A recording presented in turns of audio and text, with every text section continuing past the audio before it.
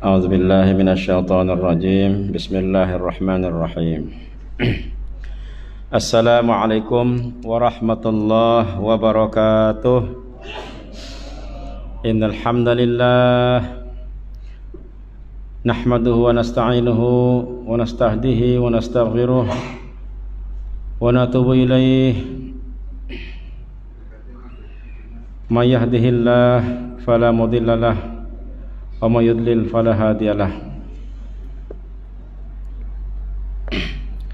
الصلاة والسلام على رسول الله سيدنا محمد ابن عبد الله وعلى آله وصحبه ومن والاه قالوا سبحانك لا علم لنا إلا ما علمتنا إنك أنت العليم الحكيم قال رب اشرح لي صدري ويسر لي أمري واحلل عقدة من لساني يفقهوا قولي يرفع الله الذين آمنوا منكم والذين أوتوا العلم درجات صدق الله العظيم أما بعد. Yang kita muliakan Datuk Seri Panglima Dr. Haji Hasbullah Haji Muhammad Taha, penasihat kita hadir bersama kita malam ini. Alhamdulillah beliau sentiasa istiqomah. Mudah-mudahan beliau dan kita semuanya sentiasa diberikan keberkatan, kesehatan, dan kekuatan untuk mengharungi kehidupan yang penuh dengan cabaran, berbagai-bagai keadaan yang sering membuat kita perlu untuk bersabar. Selain sudah pasti juga bersyukur atas banyak lagi nikmat Allah yang masih Allah kurniakan kepada kita semuanya. InsyaAllah kita masih ingin menjadi ahli masjid yang ingin terus mengimarahkan masjid. Kita ingin terus berada di dalam majelis ilmu, teman-teman surga Allah di dunia ini. Semoga kita, keikhlasan kita mendapatkan hamparan rahmat dari para malaikat rahmat yang dijanjikan oleh Rasulullah SAW akan hadir di mana-mana ada majelis ilmu atau majelis zikir. Malaikat rahmat menghamparkan sayapnya sepanjang hamparan masjid kita ini, insyaallah. Mudah-mudahan juga bagi mereka yang belum hadir akan terus memperbaharui niat untuk menetapkan semangat untuk kita beribadah dalam rangka kita berdakwah.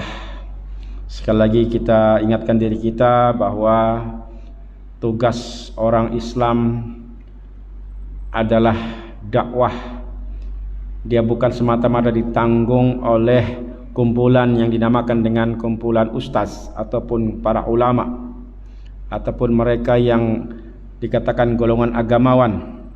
Sebenarnya tidak. Setiap individu yang memilih Islam sebagai agamanya, maka disitulah juga tanggung jawab untuk beribadah. Ud'u ila sabili rabbik bil hikmah wal mu'izah. Itulah perintah Allah SWT. Berdakwalah, serulah ke jalan Tuhanmu dengan penuh hikmah lagi bijaksana. Mudah-mudahan kemampuan kita yang ada ini sekerat kemampuan kita, kekuatan kita dengan menyuburkan ilmu dan juga mengambil ilmu serta mengamalkannya sedapat yang mungkin, walaupun ianya sedikit, tetapi sekiranya ia diamalkan secara berterusan, maka itulah amalan yang terbaik insyaallah di sisi Allah Subhanahu wa taala. Marilah tuan-tuan sekalian, sama-sama kita berkongsi kefahaman, memahami ilmu tafsir ini, dan sepertinya juga sudah menjadi tambahan ilmu lagi di masjid kita, satu kuliah Sabtu subuh ya, dengan menggunakan buku baru yang berkaitan dengan tafsir juga itu ya, tentang ayat-ayat Al-Quran yang berkaitan dengan perintah dan larangan. bertambah lagi kita ilmu tentang ayat-ayat suci Al-Quran yang memang merupakan wahyu Allah yang suci. Dan semoga ini menambah keyakinan, ya, sekali lagi ditegaskan, tidak ada kitab yang setanding, tidak ada kitab yang boleh kita sebut suci, tidak boleh kita katakan ayat-ayat itu mulia, melainkan hanyalah Al-Quran semata-mata. Atas nama apapun, ya, atas nama kebebasan, atas nama demokrasi, atas nama toleransi, kita tidak boleh mengakui kemuliaan, kesucian kitab yang lain, hanyalah Al-Quran. Kerana Al-Quranlah tanzilum mir rabbil alamin. Al-Quranlah yang diturunkan daripada Allah, Tuhan semesta alam. Turun direct, ya, walaupun secara perantaraan oleh para malaikat. Itu kerana kemampuan kita manusia untuk menerima Al-Quran secara langsung tidak kita berkemampuan. Seperti mana kita tidak dapat melihat zat Allah secara langsung, sedangkan gunung boleh pecah, ya, ketika Nabi Musa ataupun umatnya ingin melihat Allah secara langsung. Begitu juga Al-Quran. Maka ketika Al-Quran disimpan di Lauhil Mahfuz, terpelihara daripada makhluk-makhluk yang tidak suci, dijaga, disentuh hanya oleh para malaikat sebagai makhluk yang suci dan disucikan, lalu keluarlah daripada Lauhil Mahfuz itu dalam bentuk tulisan. Kenapa ditulis? Supaya ianya menjadi sesuatu yang akhirnya boleh diterima oleh kumpulan ataupun makhluk manusia ini melalui penyampaian oleh Nabi Muhammad sallallahu alaihi wasallam, ya. Jadi sebagai ingatan lagi, dalam ayat ini surah Al-Waqiah dalam ayat 79 dinyatakan bahwa Al-Quran itu la yamassuhu illal mutahharun, tidak menyentuhnya kecuali hamba-hamba yang disucikan. Maksudnya hamba-hamba yang disucikan ialah malaikat. Ini merujuk kepada keadaan Al-Quran yang asal, yaitu di Lauhil Mahfuz. Dia bukan dalam bentuk mushaf, ya. Ini tafsir yang asal. Namun tidak salah juga akhirnya para sahabat dan para ulama menjadikan ayat ini sebagai dalil untuk juga Al-Quran itu dalam bentuk kitab, dalam bentuk mushaf, tidak disentuh, tidak dipegang, melainkan oleh orang yang suci. Maksudnya suci daripada hadas besar dan juga hadas kecil. Ini akhirnya menjadi pendapat imam para mazhab, ya, yang kebanyakannya ataupun juga imam mazhab Asy-Syafi'i menetapkan untuk memegang Al-Quran, mushaf Al-Quran, ya, itu mestilah dengan syarat suci daripada hadas besar dan juga hadas kecil, maknanya mengambil air wudu. Adapun menyentuh dari segi bacaan, maknanya bukan menyentuh mushaf, dia membaca dengan menghafal, ataupun mushaf ada di depan mata tapi tidak menyentuh, itu ada pendapat dibolehkan, ya, dibolehkan karena keperluan, terutamanya para pelajar Al-Quran yang terlibat untuk menghafal Al-Quran setiap hari, ya, mereka tidak boleh miss, tidak boleh berehat daripada terus menghafal Al-Quran. Baik, kita teruskan pada malam ini ayat yang ke-81, ya, satu sindiran, teguran juga, ya. Selepas Al-Quran dinyatakan sebagai kitab yang mula-mula terpelihara di Lauhil Mahfuz, kemudian ia juga memang sangat suci sehingga tidak boleh disentuh melainkan oleh hamba-hamba yang disucikan, dan ditegaskan lagi bahwa Al-Quranlah satu-satunya kitab yang diturunkan langsung daripada Allah. Maka sindirannya kepada kita umat manusia ini, ayat 80 81 menyebutkan afa bihadzal hadisi antum mudhinun, maka adakah kamu menganggap remeh saja Al-Quran ini, ya? Maka adakah kamu menganggap biasa saja Al-Quran ini? Nah, ini soalannya, ya, lebih kepada teguran atau sindiran. Dan memang kita akui mungkin kebanyakan orang Islam yang boleh dikatakan memiliki Al-Quran tetapi menganggap kecil saja Al-Quran, ya, tidak sesuai, tidak padan dengan kehebatan Al-Quran itu. Apa tafsiran ayat ini? Al-Aufi menceritakan daripada Ibnu Abbas, yakni orang-orang yang mendustakan dan tidak membenarkan. Maksudnya menganggap remeh itu ada yang tidak membenarkan, ya, mendustakan Al-Quran, tidak mempercayai Al-Quran, ya. Dan ini banyak, ya, tidak percaya Al-Quran ataupun Al-Quran dibuat-buat lain. Sebenarnya secara mudah dia boleh faham Al-Quran itu begitu, ayat Al-Quran itu sedemikian, tapi diubah-ubah, ya. Contohnya ada orang Islam yang tidak beramal, tidak melaksanakan ataupun tidak menunaikan perintah Allah, dan suka melakukan apa yang dilarang Allah.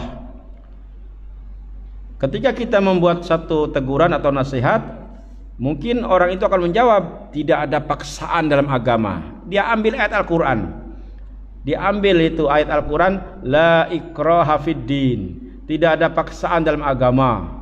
Tengok, dia dengan mudah mengambil ayat ini untuk menjadikan alasan untuk dia berbuat sesuka hati, bahwa dalam beragama seolah-olah tidak perlu untuk menunaikan perintah Allah. Karena apa? Tidak ada paksaan. Ini satu contoh pada saya, contoh bahwa inilah sikap meremehkan Al-Quran, mendustakan Al-Quran. Sepatutnya ayat la ikraha fiddin itu maksudnya untuk dalam hal kita memilih agama. Memang kita berusaha untuk menyeru orang lain memeluk agama Islam, tapi tidak dipaksa, ya. Dakwah Islam itu bukan dengan senjata, bukan dengan ugutan supaya masuk Islam. Di situ maksudnya itu, ya. Kita boleh berdakwah secara lisan, secara perbuatan dengan contoh, bukan secara dengan persenjataan. Nah, tapi akhirnya tafsiran ini sudah diubah jauh, ya, sudah diubah jauh. Sama juga saya mendengar ayat yang biasa kita dengar itu, kalau kita tidak mengetahui sesuatu, maka tanyalah kepada yang pakar. Ada ayatnya itu, fas'alu ahla dzikri in kuntum la ta'lamun. Maka kamu bertanyalah kepada ahlu dzikri. Ahlu dzikri ini ditafsirkan sebagai orang yang pandai. In kuntum la ta'lamun. Tetapi memang kita akui tafsirannya sebenarnya ahlu dzikri ini adalah merujuk kepada golongan Yahudi dan Nasrani, ya. Tapi jangan terus membuat keputusan bahwa kita boleh begitu bersahabat dengan Yahudi dan Nasrani. Kita boleh jadikan Yahudi Nasrani itu sebagai kawan setia, sebagai pelindung. Ada ulama mengatakan, kan Al-Quran menyuruh kita bertanya kepada Yahudi dan Nasrani, karena ayat fas'alu ahla dzikri in kuntum la ta'lamun itu maksudnya Yahudi Nasrani. Kalau tidak percaya, buka tafsir. Oh, ulama itu cabar. Buka tafsir Jalalain, tafsir ini, tafsir itu. Nah, inilah yang perlu ada sikap kita ini, membenarkan atau mendustakan. Ternyata kita kena pandai juga membuat penelitian, ya, karena dalam soal ayat Al-Quran ini kita kena tahu asbabun nuzul, sebab diturunkannya Al-Quran. Memang ayat itu, ayat fas'alu ahla dzikri in kuntum la ta'lamun ini, ya, walaupun ia ditafsirkan maksudnya kita tidak tahu tentang apapun. Betul. Kalau kita tidak tahu tentang apapun, tanya siapa saja, termasuklah Yahudi dan Nasrani, boleh tanya. Tapi sebab turunnya itu sebenarnya berkaitan dengan kerasulan Nabi. Ketika itu, ya, orang-orang Quraisy, orang-orang kafir meragukan kerasulan Nabi. Nah, dalam hal kerasulan Nabi Muhammad SAW, yang paling arif ialah Yahudi dan Nasrani, yaitu dipanggil dengan ahlul kitab. Jadi ayat ini sebenarnya supaya kita merujuk kepada Yahudi dan Nasrani ini, tentang kepada Yahudi dan Nasrani ini tentang kerasulan Nabi Muhammad SAW. Karena karena golongan Yahudi dan Nasrani atau ahlul kitab lebih mengetahui tentang adanya Nabi akhir zaman. Itu saja sebenarnya. Lain-lain kaum tidak tahu bahwa Nabi akhir zaman akan diturunkan dengan tanda-tandanya sekian-sekian. Tidak ada yang tahu, melainkan yang menerima kitab Taurat dan kitab Injil yang original, kan? Itulah golongan Yahudi dan Nasrani pada ketika itu. Ya, pada ketika itu yang disebut dengan sebagai ahlul kitab. Jadi tafsiran tentang kita bertanya kepada Yahudi dan Nasrani ini sebenarnya mengenai kerasulan Nabi Muhammad SAW pada zaman tersebut. Tapi dengan sikap merendahkan Al-Quran, supaya Al-Quran ini lebih toleran, lebih konon-konon mesra dengan Yahudi dan Nasrani, akhirnya diubah tafsirannya bahwa kita sepatutnya sentiasa merujuk kepada Yahudi dan Nasrani. Kita jadikan mereka sebagai pelindung. Padahal pada ayat yang lain sudah jelas Allah memberikan amaran, walan tarda angkal yahud walan nasara hatta tattabi'a millatahum. Ini sudah garanti, sudah jaminan pada Allah bahwa Yahudi dan Nasrani itu tidak akan pernah redha, tidak akan berdiam diri, ya, kepada orang Islam, kepada agama Islam, sehingga orang-orang Islam ini kalau boleh ikut cara mereka, millatahum, bukan agama mereka, ya, ikut gaya hidup mereka, ikut cara budaya mereka.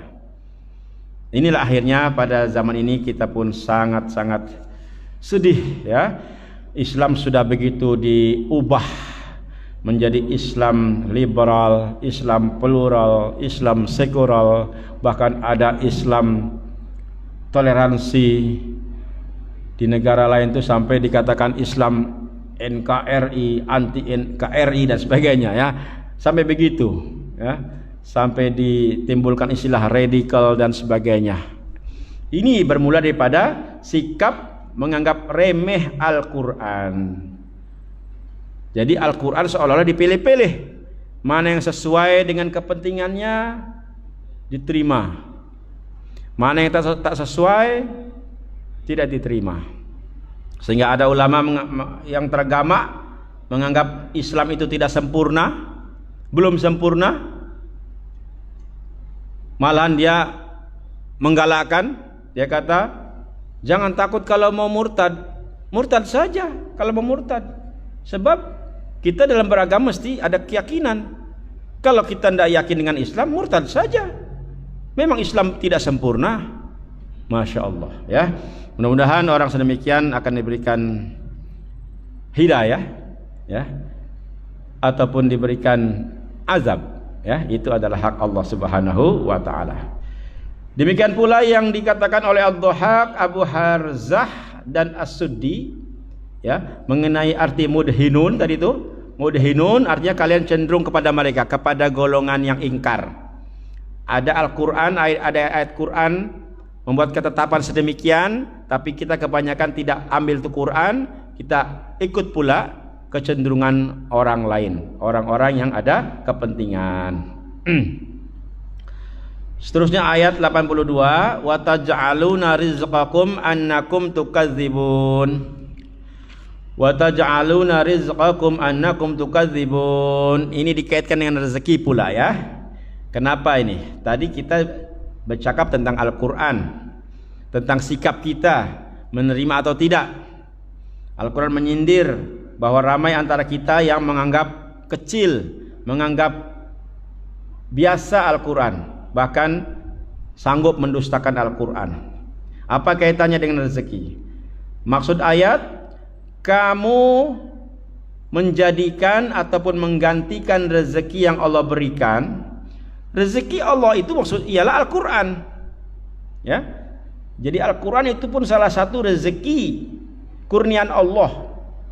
Tapi sepatutnya kurniaan Allah ini kita syukuri, kita terima, apalagi yang berupa Al-Quran. Ini tidak, ya. Allah membuat sindiran lagi, teguran lagi, kamu menggantikan rezeki yang Allah berikan itu dengan mendustakan Allah, ya, ataupun juga mendustakan Al-Quran. Itu tidak diterima Al-Quran. Amat disayangkan, ya, amat disayangkan. Sebagian mereka mengatakan kalimat wa taj'aluna rizqakum berarti rasa syukur kalian itu berupa dusta kalian, ya, diubah. Kan kalau secara normal, ya, secara hukum biasa, kalau kita mendapatkan rezeki, mendapatkan uang banyak, contoh, mendapatkan harta, kita bersyukur, gembira, alhamdulillah. Tapi ketika kita mendapat Al-Quran, tidak pula bersyukur, ya, tidak pula bergembira, malah mendustakannya, ya. Dengan kata lain, kalian berdusta sebagai ganti rasa syukur itu. Ini sindiran lah, kan, sindiran, kita disindir. Sepatutnya kita tidak ada pilihan lain untuk Al-Quran ini, karena kita bersyukur, karena kita mempercayai Al-Quran. Kan Al-Quran itu tidak ada keraguan, tidak ada kekurangan, tidak ada silap, ya. Kalau soal perbezaan tafsiran itu bukan alasan untuk kita tidak percaya Al-Quran. Tafsiran itu hanyalah cara kita memahaminya. Dalam mana-mana perbezaan tafsir, di akhirnya merujuk kepada kefahaman yang sama. Seperti yang kita ambil contoh itu, kalau tuan-tuan masih ingat ayat 75, di situ arti yang disepakati secara jumhur ialah Allah bersumpah. Allah bersumpah dengan tempat beredarnya bintang. Tapi tafsiran lain sebaliknya, Allah tidak bersumpah. Kenapa satu Allah bersumpah, satu Allah tidak bersumpah? Dua-duanya betul. Yan, masih ingat itu? Apa dia punya hakikat itu? Ya, kalau Allah bersumpah dengan tempat beredarnya bintang itu, pertamanya karena Al-Quran itu ibarat bintang, kan, yang keluar daripada Lauhil Mahfuz itu kan, Lauhil Mahfuz itu kita anggap sebagai tempat yang di atas. Jadi keluar Al-Quran itu ditulis oleh para malaikat selama 20 malam, disampaikan kepada Jibril, Jibril sampaikan kepada Nabi Muhammad SAW selama 20 tahun lebih. Itu umpama bintang. Dan Allah bersumpah ini dengan sumpahan yang besar. Manakala kalau Allah tidak bersumpah pun betul, karena orang kafir Quraisy mengaitkan Al-Quran dengan ilmu sihir, bahwa Al-Quran itu seolah-olah hasil daripada ciptaan ataupun hasil daripada kehebatan sihir Nabi Muhammad SAW. Bahkan lebih daripada itu, ada yang menganggap Al-Quran itu dibawa oleh setan, ya, dibawa oleh setan, bukan oleh malaikat. Jadi kalau itulah anggapannya, karena sihir itu berkaitan dengan bintang, jadi Allah tidak bersumpah, Allah tidak kena-mengena dengan perbintangan itu. Jadi dua-dua betul akhirnya tafsiran itu. Cuma secara jumhur, ya, kita memilih tafsiran yang pertama, yaitu Allah bersumpah, ya.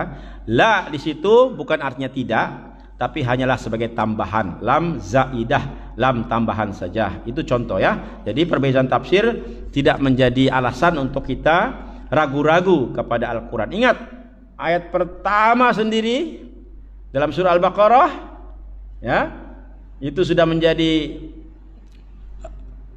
kayu pengukur bahwa Al-Quran tak boleh kita ragui. Alif Lam Mim, zalikal kitabu la raiba fih. La raiba fih. Ya, simple saja. La raiba fih, tidak ada keraguan. Apapun, kalau kita merasa mungkin kurang boleh memahami, itu bukan karena Al-Qur'annya itu meragukan, tapi akal kita yang memang tak kesampaian, ya, tak cukup untuk memahaminya. Ada bab ataupun bagian-bagian yang kita perlu yakin secara terus karena ketidakmampuan akal pikiran kita. Itulah daripada ayat 82, ya, bahwasanya manusia ini telah merubah, ya, telah merubah sepatutnya rasa syukur atas kurniaan Allah, atas rezeki Allah yang dikurniakan kepada kita berupa Al-Quran, ya, bukan akhirnya kita mendustakan Allah, mendustakan Al-Quran.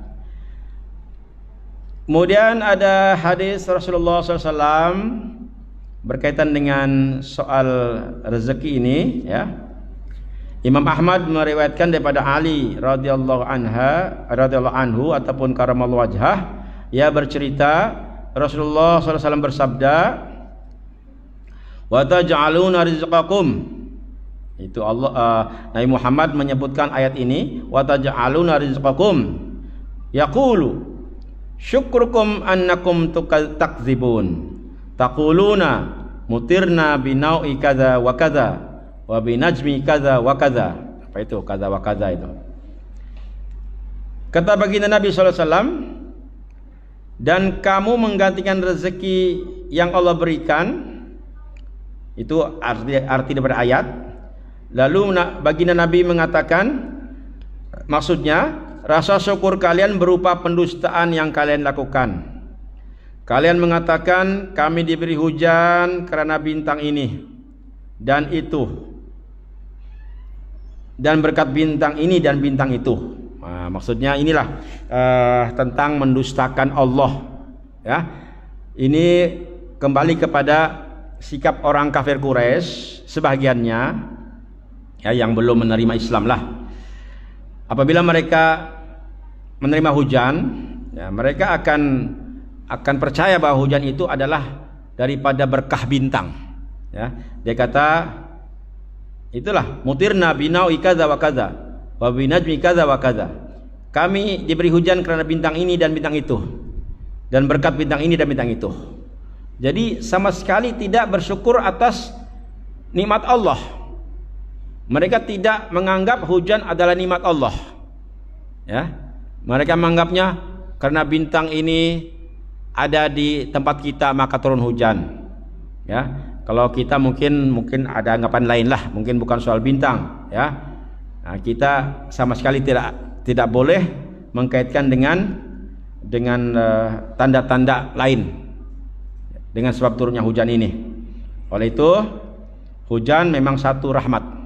Betul, ya, kita selalu cakap begitu, hujan adalah rahmat. Jadi ini tanamkan dalam hati kita, ya. Hujan sama ada ianya renyai-renyai, gerimis, atau hujan yang panas, hujan yang kadang-kadang mengakibatkan banjir, kilat dan sebagainya, kita agak susah mungkin, ya. Tapi jangan dengan sebab hujan yang menyusahkan lalu kita akhirnya kita mendustakan nikmat hujan itu. Ingat, hikmahnya ada di sebalik selepas hujan. Mungkin kita tidak sadar, hujan bulan ini akan menimbulkan buah-buahan pada tahun depan. Kita tidak tahu prosesnya. Tahun depan kita seronok makan buah akibat hujan pada bulan ini, ya. Jadi kita bersyukur, ya, apapun yang Allah kurniakan kepada kita, apatah lagi yang berupa Al-Qur'an ini. Demikianlah hadis yang diriwayatkan oleh Imam At-Tirmidzi daripada Ahmad bin Ma'ani dan Husain. Hadis itu adalah hadis hasan gharib. Seterusnya ada hadis yang lain juga. Rasulullah SAW pernah mengerjakan sholat subuh, ya, ceritanya begitu, ya. Rasulullah SAW pernah mengerjakan sholat subuh bersama kami para sahabat lah di Hudaybiyah, ya. Tonton tahu itu kan di Hudaybiyah. Setelah turun hujan pada suatu malamnya hujan, subuh Nabi berada di Hudaybiyah, sholat subuh berjamaah.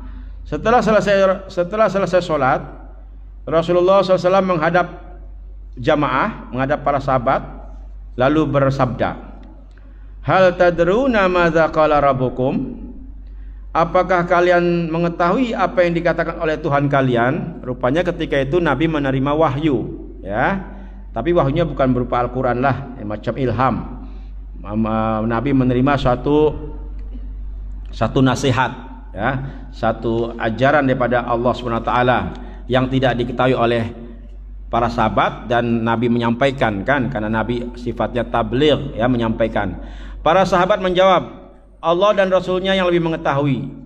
Memang para sahabat tidak tahu, jadi para sahabat ingin mengetahuinya dengan cara begitu, ya, dengan cara macam memujuklah supaya baginda menyampaikan, karena Allah dan Rasulnya lebih mengetahui. Nah, ini yang penting, ya. Beliau bersabda, baginda Nabi bersabda, qala asbaha min ibadi mu'min bi wa kafir. Allah berfirman, pada waktu pagi hambaku ada yang mukmin kepadaku dan ada yang kafir. Nah, siapa ini, ya? Ini Allah berfirman di waktu subuh, dan firman ini bukan berlaku pada zaman Nabi saja, kan? Zaman kita pun boleh berlaku. Jadi kata Allah, hambaku yang mukmin, dikatakan yang mukmin ini, ya. Hambaku mananya ialah dia punya mereka yang diciptakan Allah, kan? Ada yang mukmin kepadaku dan ada yang kafir pada waktu pagi. Siapakah mereka yang mukmin atau yang kafir itu? Adapun yang berkata kami diberikan hujan oleh kurniaan dan rahmatnya.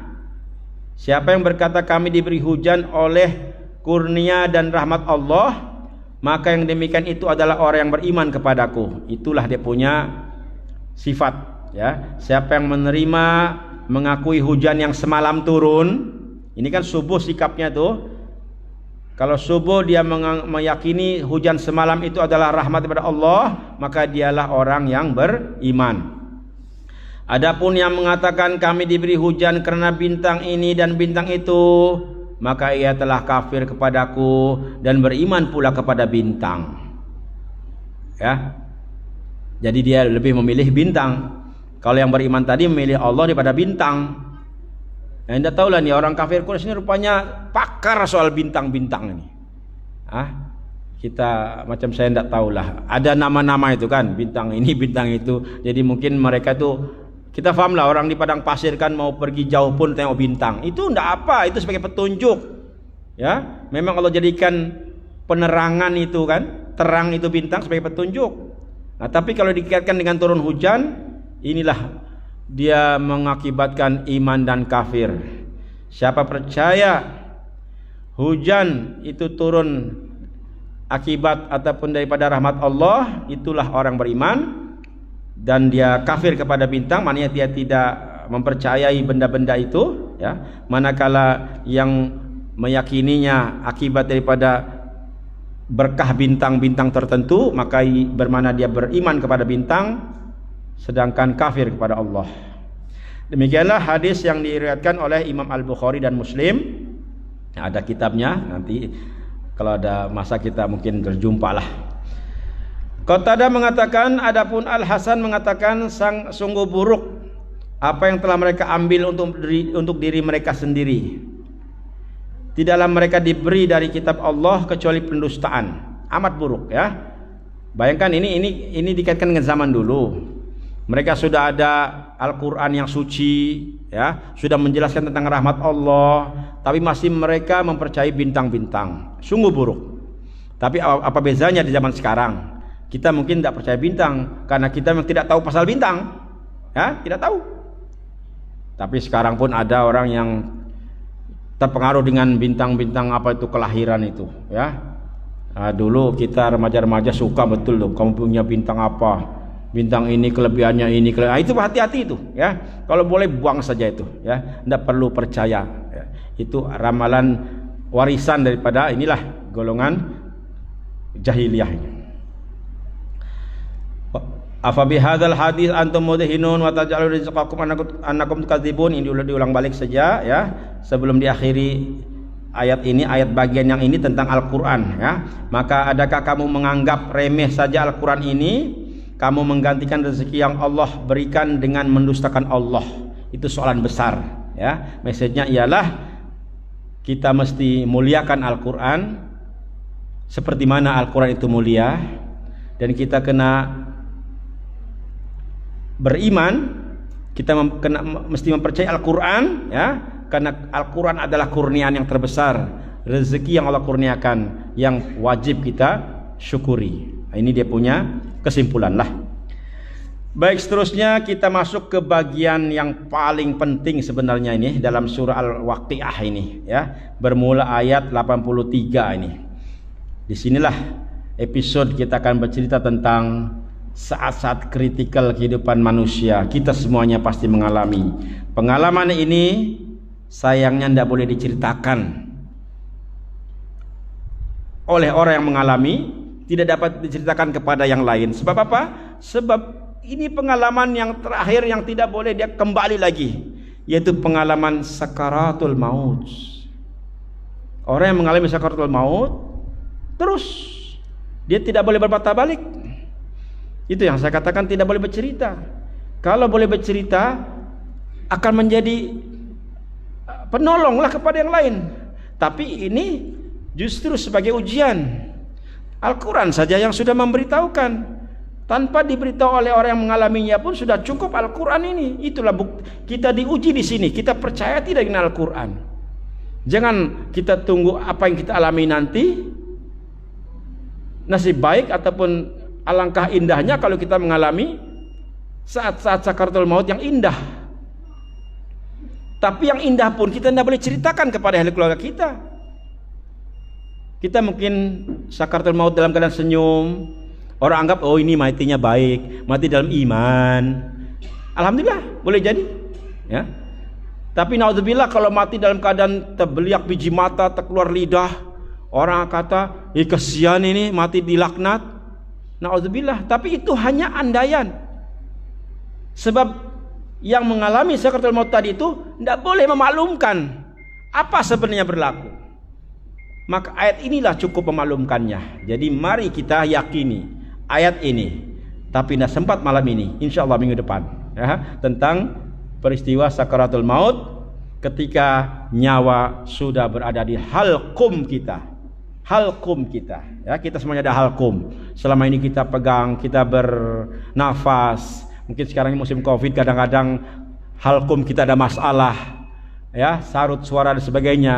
Tapi nanti itu bukan menjadi hal yang kecil, dia jadi hal yang besar. Adakah halqum itu menentukan perjalanan ruh itu dengan baik ataupun tidak? Insyaallah ya. InsyaAllah kita temu janji pada minggu hadapan. Kita akan kongsikan kefahaman ayat 83 dan seterusnya hingga habis insyaallah. Wallahu a'lam bissawab. Allahumma amin ya Allah. Allahumma arhamna bil Qur'an, Allahumma arhamna bil Qur'an, Allahumma arhamna bil Qur'an. Waj'alhu lana imama wa nura wa huda wa rahmah. Allahumma zakirna minhu ma nasina وعلمنا منه ما جهلنا وارزقنا تلاوته آناء الليل وأطراف النهار واجعله لنا حجة يا رب العالمين والحمد لله رب العالمين والسلام عليكم ورحمة الله وبركاته.